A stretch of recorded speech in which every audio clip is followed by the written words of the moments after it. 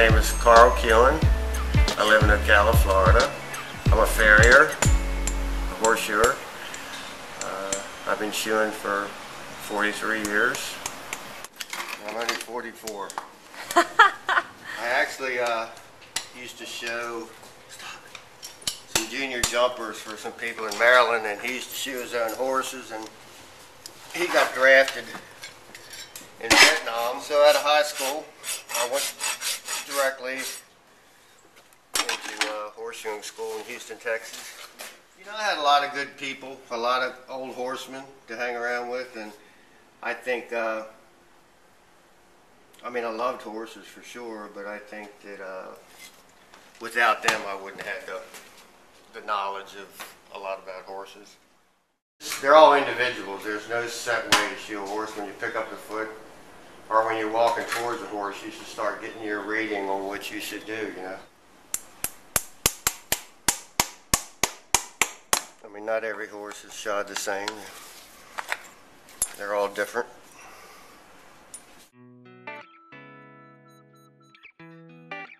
There's really not a lot of horsemen nowadays. There's a lot of trainers, but they haven't been to the ground floor that we, you know, we lived and breathed horses. And I slept in the barn on weekends as a kid so I could be there on Sundays to tack up riding lesson horses. And, you know, I think they paid me $2.50 a weekend to work at the stable, but I'd have done it for free.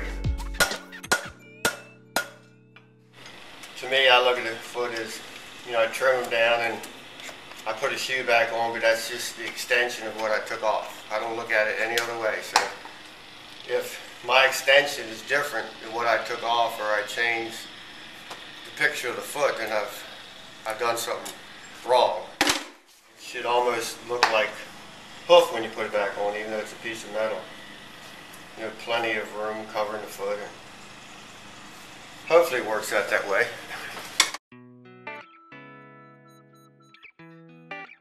Well, I think I got into horses because people discouraged me.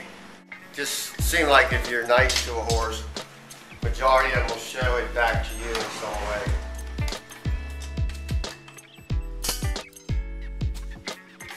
They like this area right here. And if you watch his expression in his eye and his nose, he'll start wiggling his nose around in a minute. But see, they really enjoy that. And if I get one that's a little tough, I mean, not a real bad one. A real bad one doesn't care what you do to them. But you can even do this and put your arm up here. Just here, or sometimes even back here. You have to watch them in the field. There's a lot of things you can see in the field when you watch a horse.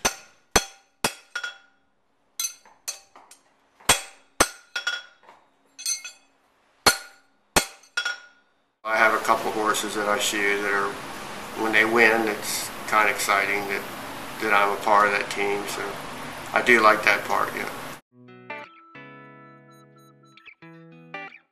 I think you are. You're lucky if you have a horse. It's a good life.